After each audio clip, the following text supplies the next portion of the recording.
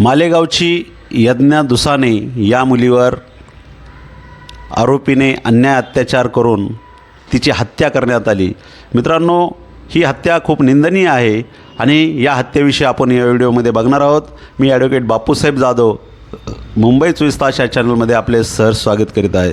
मित्रांनो, लेख कुणाची असो, कुठल्याही धर्माची असो, कुठल्याही जातीची असो, परंतु त्या मुलीला, त्या अत्याचारित कुटुंबाला न्याय मिळाला पाहिजे अशी सर्वसामान्यामधून चर्चा होत आहे।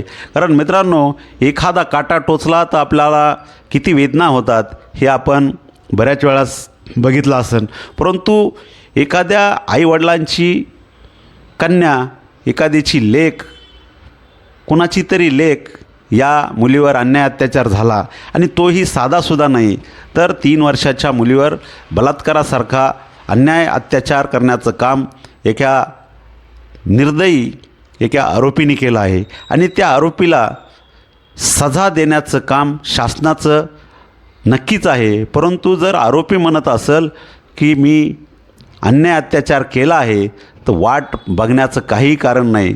मित्रांनो, शासनाने लवकरात लवकर हे प्रकरण हाती घेऊन एक तर एन्काउंटर स्पेशलिस्ट एखाद्या अधिकाऱ्याला बोलून याला बाहेर काढून एन्काउंटर करा आणि नाहीतर फासावर लटका अशी मागणी महाराष्ट्राच्या जनतेमधून होत आहे।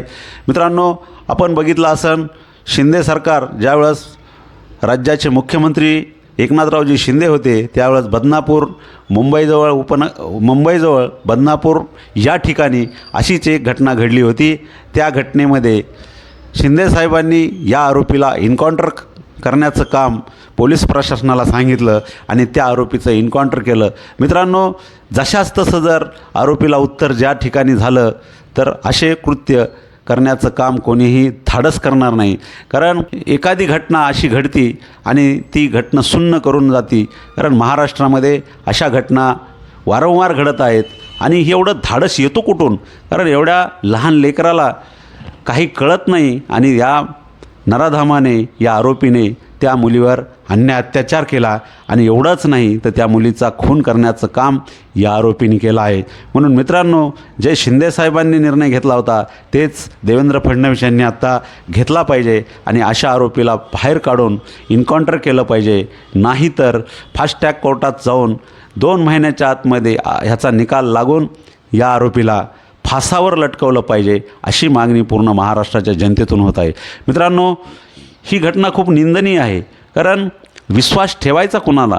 आज आपण कामाधंद्याला गेल्याच्यानंतर आपले मुलं-बाळं शाळेमध्ये जातात, ट्युशनला जातात आणि ट्युशनला गेल्याच्यानंतर आपण कामावर असतो आणि आपलं मन पूर्ण लेकरांकडे लागतं, परंतु अशीच एखादी जर घडली तर त्या आईवडिलांवर केवढं संकट ओढतं ह्या त्या ज्या पीडित मुलीचे आईवडील आहेत त्यांना विचारलेलं बरं।